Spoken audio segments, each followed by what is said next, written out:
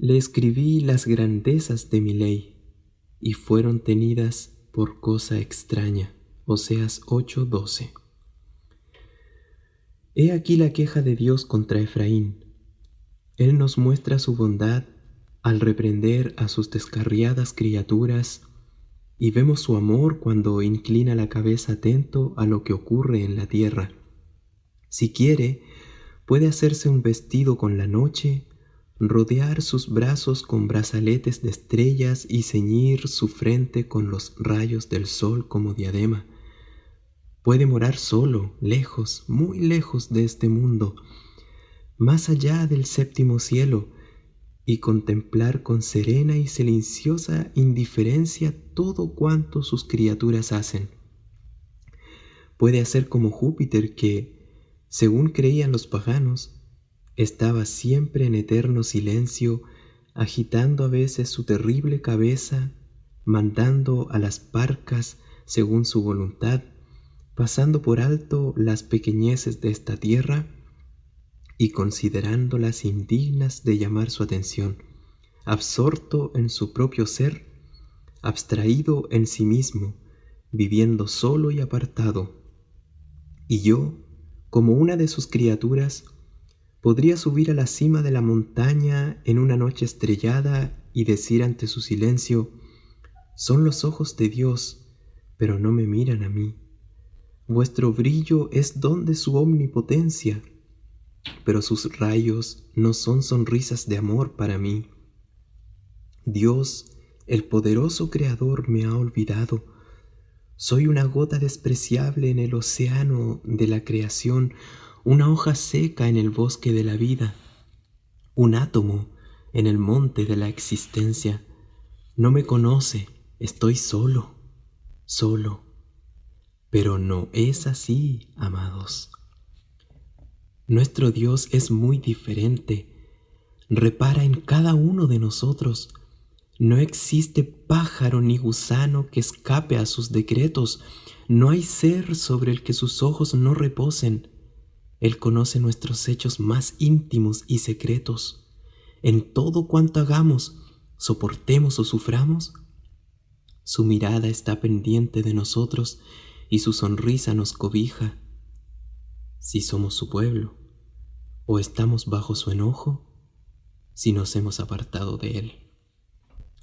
Cuán infinitamente misericordioso es Dios, que contemplando a los hombres no retira su sonrisa de ellos para que perezcan.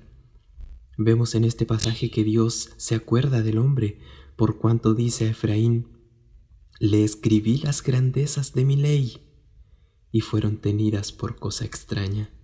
Observemos cómo, al ver el pecado del hombre, no desecha a éste ni lo aparta despectivamente con su pie, ni tampoco lo suspende sobre el abismo del infierno hasta hacerle estallar el cerebro de puro terror, para finalmente arrojarle en él para siempre. Antes, al contrario, Dios desciende del cielo para relacionarse con sus criaturas, contiende con ellas, se rebaja, por así decirlo, al mismo nivel que los pecadores, les expone sus quejas y defiende sus derechos. Oh, Efraín, te he escrito las grandezas de mi ley, pero las has tenido por cosa ajena. Estoy aquí esta noche como enviado de Dios, amigos míos, para hablarles como embajador suyo, para acusar de pecado a muchos de ustedes, para, con el poder del Espíritu Santo, mostrarles su condición, para que sean redargüidos de pecado, de justicia y de juicio. El delito del que les acuso es el que leemos en este versículo. Dios les ha escrito las grandezas de su ley, pero las han tenido por cosa ajena. Es precisamente acerca de este bendito libro, la Biblia, del que deseo hablarles. Este será mi texto, la palabra de Dios. Este es el tema de mi sermón, un tema que requiere más elocuencia de la que poseo y sobre el que podrían hablar miles de oradores a la vez. Grandioso, vasto e inagotable tema que, aun consumiendo toda la elocuencia que hubiera hasta la eternidad, no quedaría agotado. Sobre la Biblia tengo 3 cosas que decirles, y las 3 están en el texto. Primeramente, su autor. Le escribí. Segundo, el tema. Las grandezas de la ley de Dios. Y tercero, el trato que han recibido. Muchos las tuvieron por cosa ajena. Primero, ¿quién es el autor? El texto mismo nos dice que es Dios. Le escribí las grandezas de mi ley. He aquí mi Biblia. ¿Quién la escribió? La abro y observo que se compone de una serie de opúsculos. Los 5 primeros son obra de un hombre llamado Moisés. Paso las páginas y veo que hay otros autores tales como David y Salomón. Encuentro a Miqueas, Amós, Oseas. Sigo adelante y llego a las luminosas páginas del Nuevo Testamento. Y allí están Mateo, Marcos, Lucas y Juan, Pablo, Pedro, Santiago y otros. Pero cuando cierro el libro me pregunto, ¿quién es su autor? ¿Pueden estos hombres en conjunto atribuirse la paternidad de este libro? ¿Son ellos realmente los autores de este extenso volumen? ¿Se reparten entre todos el honor?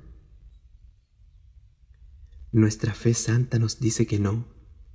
Este libro es la escritura del Dios viviente. El dedo del Todopoderoso escribió cada una de sus letras. Cada palabra salió de sus labios eternos. El Espíritu Santo dictó cada frase. Aunque Moisés escribió su narración con ardiente pluma, fue Dios el que guió su mano. David tocaba el arpa haciendo que dulces y melodiosos salmos brotasen de sus dedos, pero era Dios quien movía sus manos sobre las cuerdas vivas de un instrumento de oro. Salomón entonó cánticos de amor y pronunció palabras de profunda sabiduría, pero fue Dios el que dirigió sus labios, y suya es la elocuencia del predicador. Si sigo al atronador Nahum, con sus caballos surcando las aguas, o a Habacuc, cuando vio las tiendas de Cusán en aflicción, si leo de Malaquías con la tierra ardiendo como un horno, si paso a las plácidas páginas de Juan, que nos hablan del amor, o a los severos y fogosos capítulos de Pedro que nos cuentan del fuego que devora a los enemigos de Dios, o a Judas, que lanza anatemas contra sus adversarios, siempre y en cada uno de ellos veo que es Dios quien habla. Es su voz, no la del hombre. Son las palabras del Eterno, del Invisible, del Todopoderoso, de Jehová. La Biblia es la Biblia de Dios, y cuando la contemplo, me parece oír una voz que sale de ella diciendo: «Soy el libro de Dios, hombre, léeme, soy su escritura, abre mis hojas, porque Él me ha escrito, léelas, porque Él es mi autor, y le verás visible y manifiesto en cualquier lugar. Le escribí las grandezas de mi ley». ¿Cómo saber que Dios escribió este libro? No intentaré responder a esta pregunta. Podría hacerlo si quisiera, porque hay razones y argumentos suficientes, pero no pienso robarles el tiempo esta noche exponiéndolos a su consideración. No lo haré. Si quisiera, les hablaría de la grandeza de estilo que está por encima de la de cualquier escrito humano, y que todos los poetas que en el mundo han sido, con todas sus obras juntas, no podrían ofrecernos tan poético y extraordinario lenguaje como lo encontramos en la Escritura. Los temas que en ella se tratan escapan al intelecto humano. ¿Qué hombre tendría capacidad para inventar las grandes doctrinas de la Trinidad de Dios? Nadie podría narrarnos la creación del universo. Ningún humano puede ser el autor de la sublime idea de la providencia, por la que todas las cosas son ordenadas conforme al deseo de un ser supremo y que todas ellas obran para bien. Podría hablarles de su sinceridad, pues vemos que no oculta las faltas y errores de sus autores, de su unidad, pues nunca se contradice, de su subyugante sencillez, para que el más simple pueda leerla, y así un centenar más de cosas que nos probarían hasta la saciedad de que este libro es de Dios. Pero no he venido aquí a hacerlo. Soy ministro de Cristo, y ustedes cristianos, o al menos así lo profesan. Y ningún siervo de Dios necesita sacar a la luz razonamientos incrédulos para rebatirlos. Sería la necedad más grande del mundo. Los incrédulos, pobres criaturas, no conocen sus propios argumentos hasta que nosotros se los decimos, y ellos, juntándolos poco a poco, vuelven a arrojarlos como despuntadas lanzas contra el escudo de la verdad. Es un desatino sacar estos tizones del fuego del infierno, aunque se cuente con la preparación necesaria para apagarlos. Dejemos que el mundo aprenda sus propios errores, no seamos propagadores de sus falsedades. Es cierto que hay predicadores que, al estar desprovisto de argumentos, los sacan de cualquier parte, pero los elegidos de Dios no tienen necesidad de esto, porque Él les enseña y Él mismo les provee de temas, palabras y poder.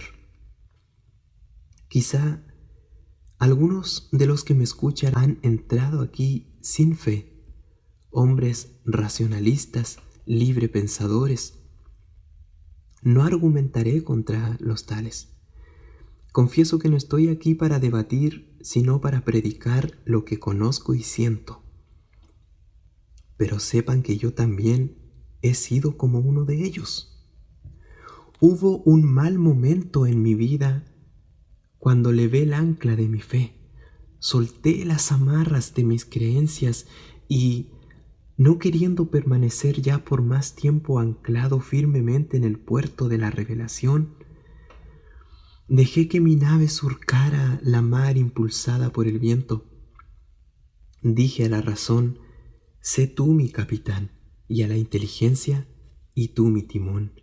Así comencé mi loco viaje, pero gracias a Dios todo acabó ya. Les contaré esta breve historia. Fue una travesía precipitada por el tempestuoso océano del libre pensamiento. A medida que avanzaba, los cielos empezaron a oscurecerse, pero en compensación, el agua brillaba con refulgencia, saltaban centellas, cosa que me agradaba en gran manera, y pensé: si esto es el libre pensamiento, es una cosa maravillosa. Mis ideas parecían gemas. Podía esparcir las estrellas con mis manos, pero pronto, en lugar de aquel fulgor de gloria, horribles demonios surgieron de las aguas y, como quisiera golpearles, bramando me mostraron sus dientes rechinantes, se asieron a la proa de mi barco y me arrastraron. En cierto modo, me sentía feliz, embriagado por la velocidad, pero estremecido por la celeridad con que rebasaba los viejos límites de mi fe. Corría con tan terrible rapidez que empecé a desconfiar hasta de mi propia existencia. Dudé de si el mundo era verdad. Pensé si era posible que existiera algo como yo. Llegué al borde mismo del reino sombrío de la incredulidad, al fondo mismo del mar de la incredulidad. Dudaba de todo, pero aquí Satanás se engañó a sí mismo, porque lo disparatado de estas dudas me demostró lo absurdo de ellas. Y fue cuando vi el fondo de aquel mar que oí una voz que decía: ¿y puede esta duda ser verdad? Al grito de este pensamiento volví a la realidad. Salí de aquel sueño de muerte que, bien sabe Dios, podía haber condenado mi alma y destruido mi cuerpo si no hubiese despertado. Cuando me levanté, la fe tomó el timón. Desde aquel momento nunca más dudé. La fe gobernó mi barca y la hizo regresar, mientras yo gritaba: «¡Fuera de aquí! ¡Fuera de aquí!». Eché mi ancla en el Calvario, levanté los ojos a Dios y heme aquí vivo y libre del infierno. Por eso les hablo de lo que conozco, porque he hecho tan peligroso viaje y he regresado a puerto sano y salvo. No me pidan que vuelva a la incredulidad, no, ya lo probé. Fue dulce al principio, pero amargo después. Ahora, atado más firmemente que nunca al Evangelio de Dios, firmes mis pies sobre una roca más dura que el diamante, desafío los razonamientos infernales a que me muevan, porque yo sé a quién he creído y estoy seguro que es poderoso para guardar mi depósito para aquel día. No voy a refutar ni a argumentar esta noche. Profesan ser cristianos, pues de otro modo no estarían aquí, aunque su profesión bien puede ser falsa, y lo que dicen ser tal vez sea todo lo contrario a lo que en realidad son. Aún así, supongo que todos creerán que esta es la palabra de Dios. Permítaseme, pues, exponer un par de pensamientos acerca de esto. Le escribí las grandezas de mi ley.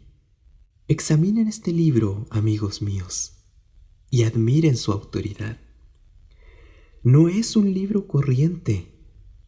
No contiene las máximas de los sabios de Grecia, ni los discursos de los filósofos de la antigüedad.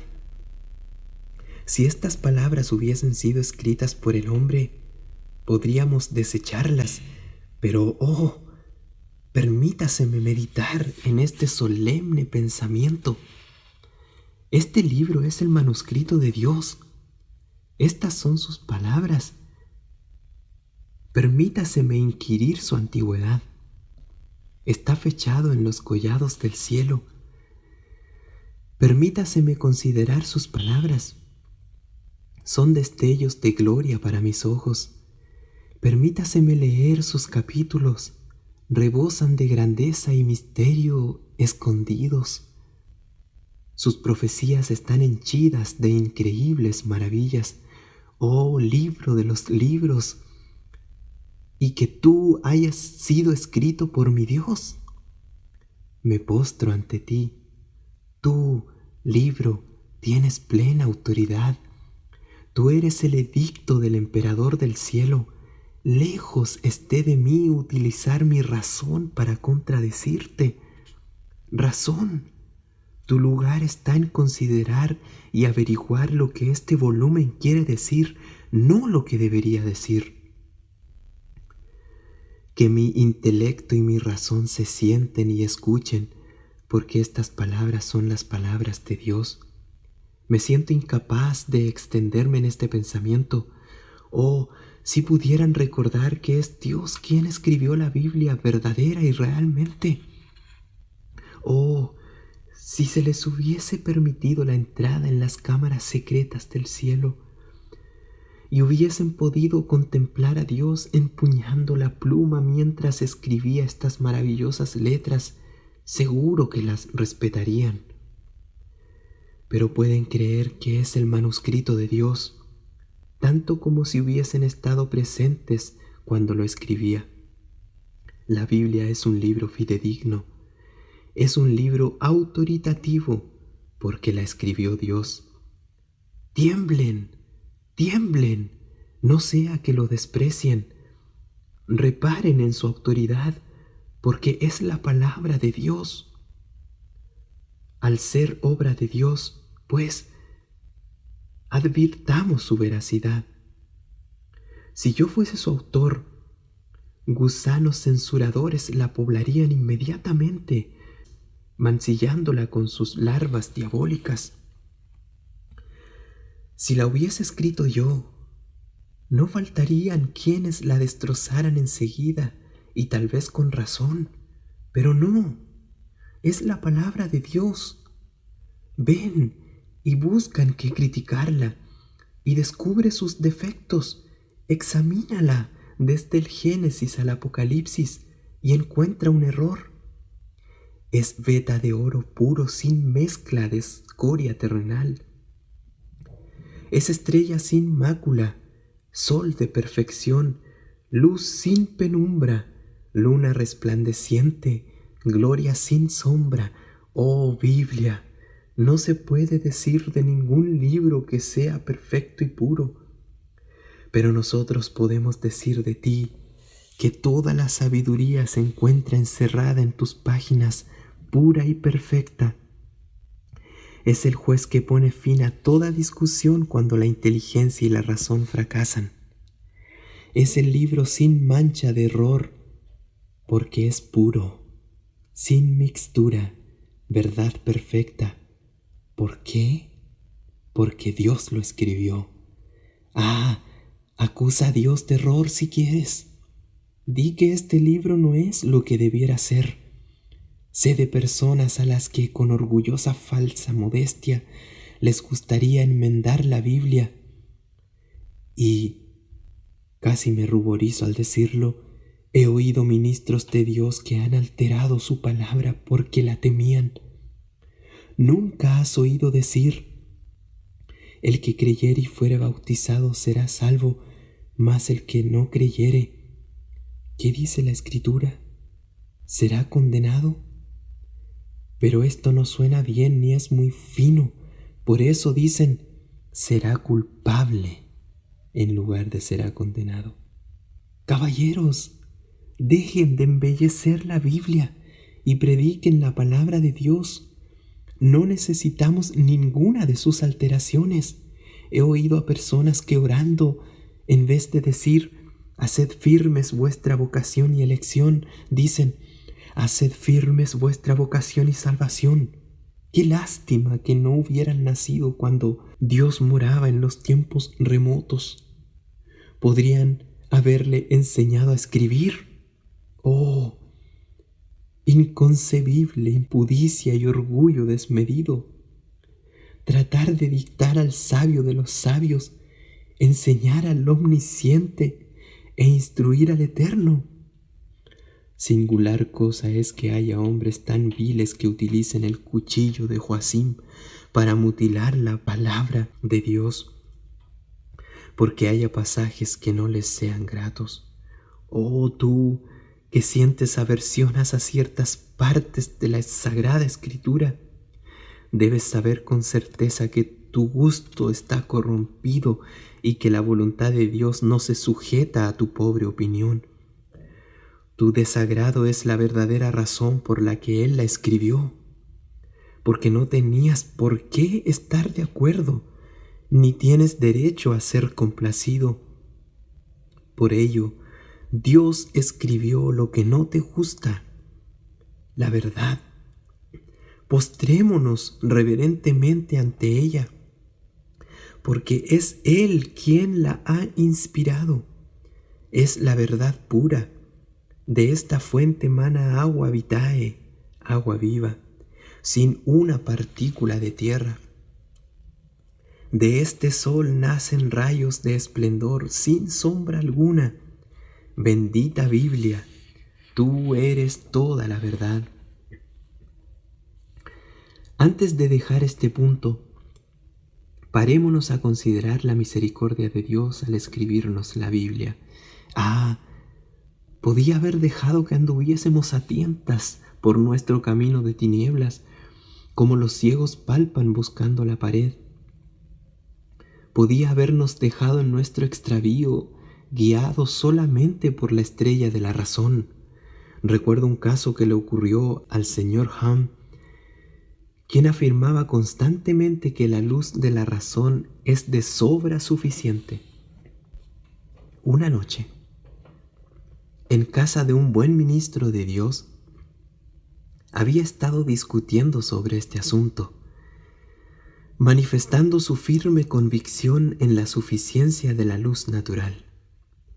Al marchar, el siervo de Dios se ofreció a alumbrarle con una bujía, en tanto que bajaba la escalera. «No, me bastará con la luz de la naturaleza, con la luna será suficiente», respondió. Pero ocurrió que la luna estaba oculta por una nube, y nuestro hombre tropezando cayó escaleras abajo. «Ah», dijo el ministro, «a pesar de todo, hubiese sido mejor haber tenido alguna lucecita de lo alto, señor Hump. De manera que, aun suponiendo que la luz natural fuese suficiente, sería mejor que tuviéramos además alguna de lo alto, y de esta forma sí que estaríamos seguros de no tropezar, pues mejor son dos luces que una. La creación nos alumbra con brillante luz. Podemos ver a Dios en las estrellas, su nombre está escrito con letras de oro en el rostro de la noche.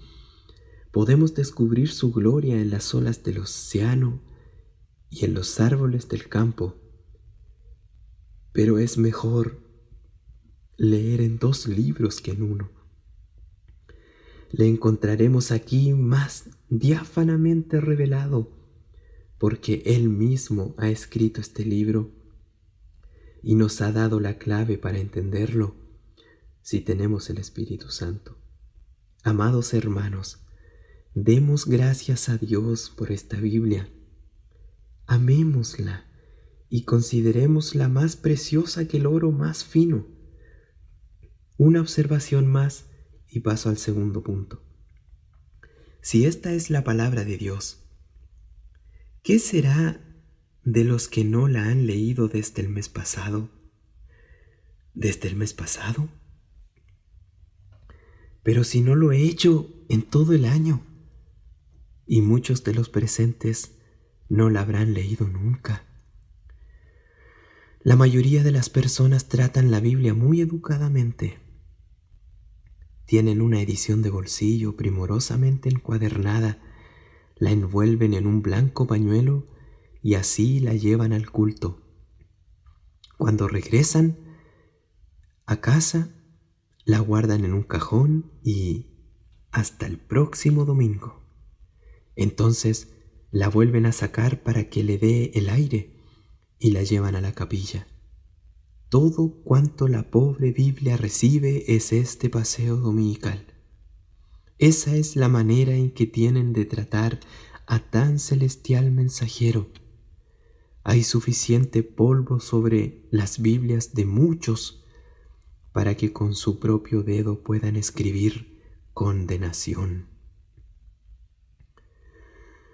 Muchos de los presentes no la han hojeado desde hace mucho tiempo.